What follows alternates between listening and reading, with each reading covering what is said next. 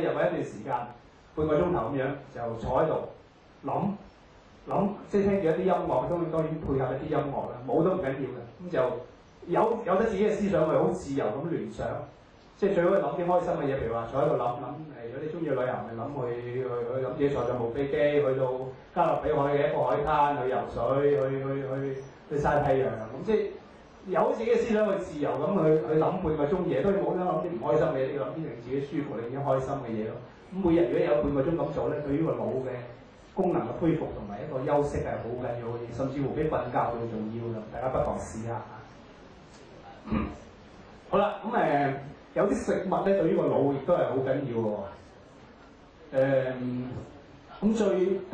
我哋有一隻叫 Omega 3咧，就喺個腦入邊係一個對於我哋腦細胞嘅生長、腦細胞嘅維護係好緊要嘅。咁最多就喺我哋嘅一啲堅果入邊，堅果係咩嚟咧？就係有個好硬嘅外殼包住嗰啲果，即係果仁、花生啊、核桃啊、腰果啊嗰啲其實對於個腦嘅營養係好緊要。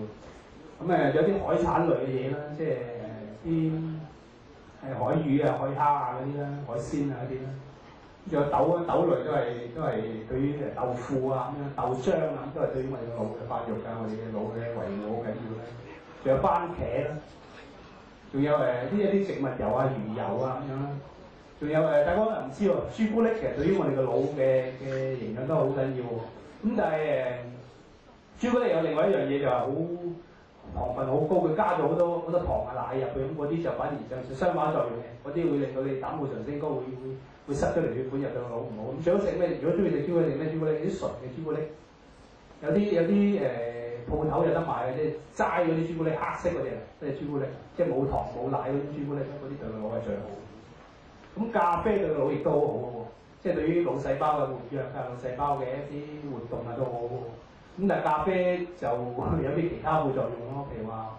會瞓唔着啊，會傷胃啊咁嗰啲，大家就即係睇咯。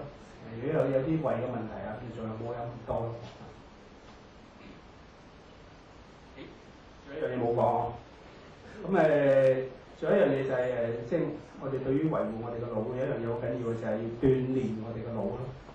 咁鍛鍊我哋嘅腦有咩方法咧？咁第一個就係要不斷學習啦，尤其是在座好多老人家咁，即係唔好以為自己退咗休就可以即係日日休息啊，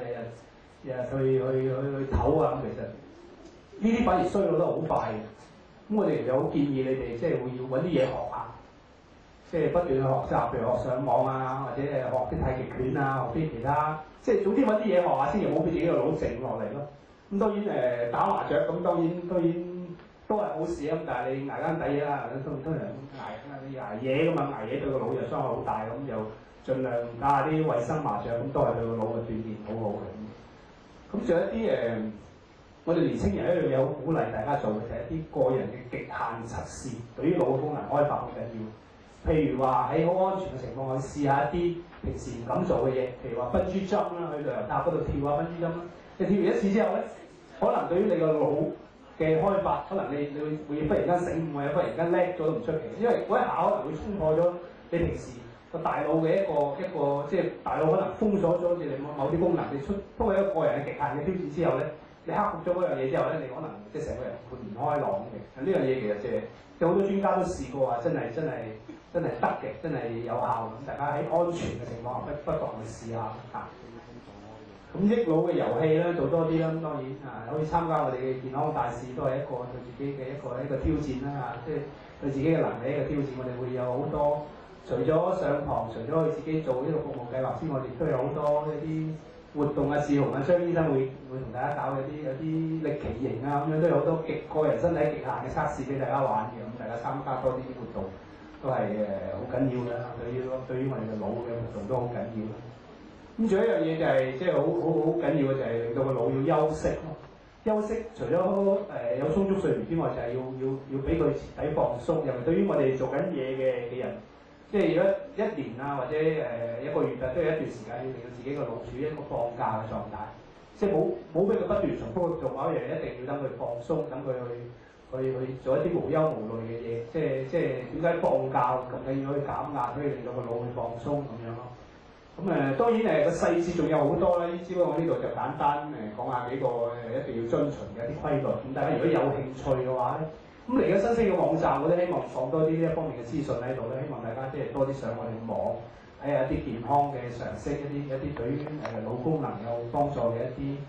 營養常識啊，一啲運動常識啊，我哋希望放喺嗰度啦。今日就唔多講啦，希望嚟緊嗰啲課程會同大家繼續再深入去探討下我哋嘅腦嘅一啲科學知識。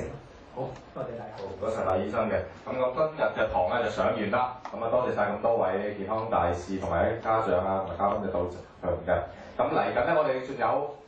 接踵而嚟嘅課堂，咁你哋會有個時間表啦。到其時你有開翻個時間表去我哋嘅護理學院嗰度上堂嘅。咁包括有星期四啊、星期二夜晚啊，同埋星期日嘅朝頭早嘅。咁希望大家會學到更多嘅健康知識。咁咧，今日我哋有個 GSK 嘅一個公司贊助咗我哋一啲禮品。咁啊，到時大家各位同學出去嘅時候，可以每人攞一份禮物翻去嘅。咁樣今日嘅開幕儀式同埋呢個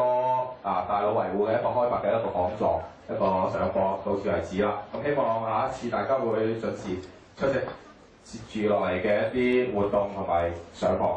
好，祝大家身體健康，生活愉快，可以進步。